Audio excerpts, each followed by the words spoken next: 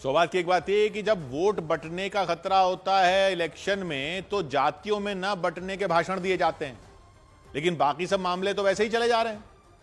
फिर वही हुआ, दमोह में दलित समुदाय का एक दूल्हा घोड़ी वाली बग्गी पर बैठ गया तो बवाल कर दिया अगड़ी जाति के लोगों ने।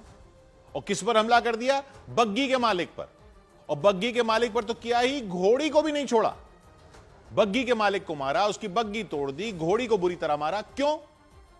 क्योंकि दलित दूल्हा बग्गी पर कैसे बैठ गया।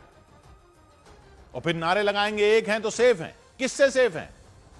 घोड़ी तक तो सेफ नहीं है। दलित समुदाय के एक परिवार में शादी थी तो उन्होंने घोड़ी के साथ बग्गी पर बारात ले जाने का इंतजाम किया। बग्गी वाला पहुंच गया, उसका धंधा है, बग्गी वाले का धंधा है, उसको जो किराया देगा उसकी बारात में जाएगा, वो अपना काम ना करे। वो पहुंच गया तो ये समाज के ठेकेदार टाइप कुछ लोग पहुंच गए कि दलित दूल्हे को बग्गी में बैठने नहीं देंगे। होते कौन हो आप लोग? फिर कहते हो कि हम भेदभाव नहीं करते, हमें जातियों में मत बांटो। कोई क्या बांटेगा आपको, जब सोच तो आप यही लेकर चल रहे हो कि दलित समुदाय उस तरह से खुशी क्यों मनाए जैसे आप मनाते हो। बांट रहे हो खुद और फिर बोलते हो बटेंगे तो कटेंगे। दलित दूल्हे की शादी में पहुंच गए और दूल्हे को धमकाने लगे दमोह में। उसको भी धमकाया, बग्गी वाले को अलग धमकाया, लेकिन फिर भी दूल्हे के परिवार ने बारात निकाली घोड़ी वाली बग्गी पर। तो इन समाज के ठेकेदारों की शान में गुस्ताखी हो गई।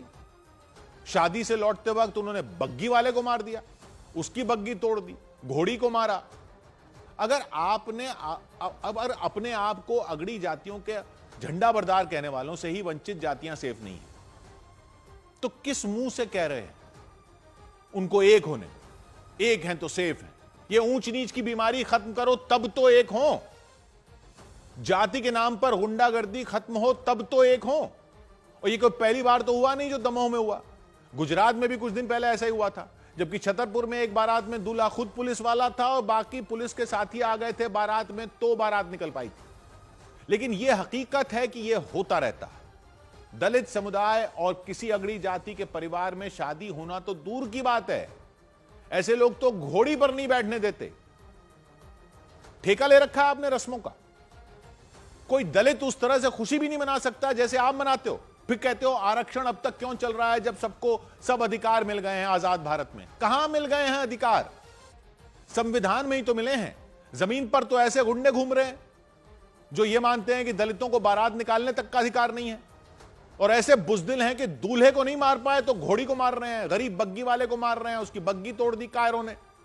बटेंगे तो कटेंगे, सिर्फ वोट न बढ़ जाए इसको रोकने के लिए है क्या? समाज ना बढ़ जाए इसको नहीं रोकोगे?